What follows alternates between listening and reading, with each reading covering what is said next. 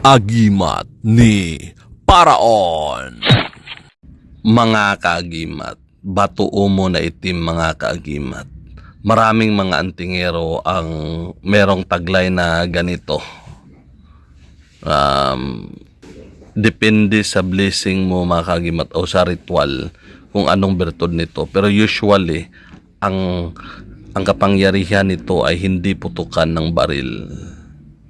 Umaandar siya sa aktual na kumbate mga kaagimat. Mas maganda mo ikwintas ito mga kaagimat o di kaya itali sa biwang. Yung ibang mga antingero hindi masyado umaandar yung gamit nila kasi nasa bag nila, malayo sa katawan. So mas maganda dikit talaga siya sa iyang katawan, ilagay sa biwang or ikwintas. Sa grupo namin mga kaagimat is monthly kami nagbabasbas ng gamit para palakasin, pamintin ang kapangyarihan na taglay nito at pasukan ng enerhiya na napakalakas, napakatindi para aandar siya palagi. Yung iba walang alam, pag malagyan lang ng basbas, aandar pa rin yan mga kaagimat. Pero ang advice ko, kapag sino mang makakuha ng ganito, nagtuturo ako ng mga prayer niya at susi na orasyon para dudoble, triple ang lakas at kapangyarihan ng mutya na to. Kontrolado mo din ang gabay mga kaagimat kapag meron kang susi.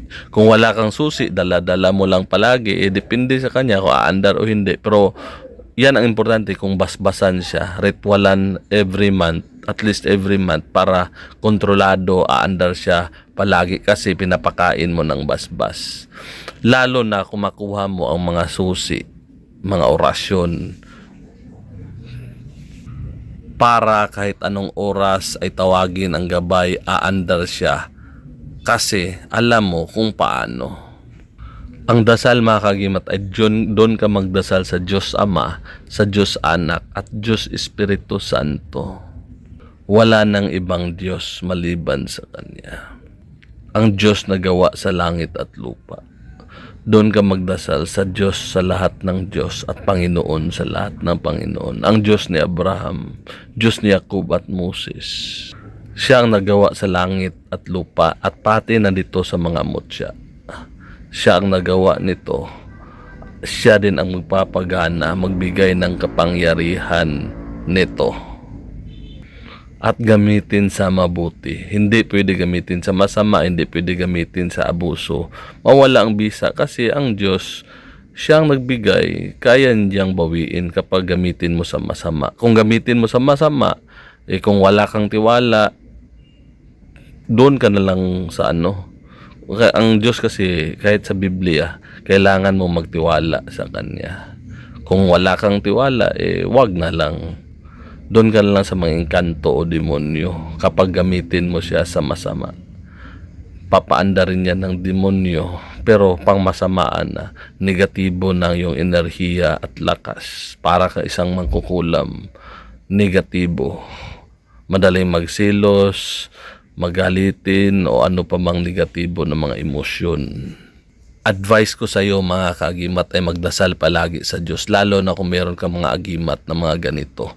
Kasi yung ibang masamang spirito mag-take advantage sa iyo kapag hindi maritualan, hindi madasalan, hindi mablisingan yung gamit, gaagabay sa mga agimat, anting-anting mo ay mga demonyo at masamang spirito. So importante ang blessing mga kaagimat, importante yung meron kang dasal, nagdasal ka palagi sa Diyos para ang Diyos mismo ang gagabay at magpapaandar na kapangyarihang taglay sa mga gamit at orasyon mo. Ikaw mga kaagimat, meron ka bang susi sa batuo mo na itim? Kung gusto mo nito mga kaagimat ay ituro ko sa iyo kung paano. So mga kaagimat, sa mundo ng kababalaghan at hiwaga, ako ang iyong kaagimat na si Paraon. Marami pong salamat sa inyong panunood.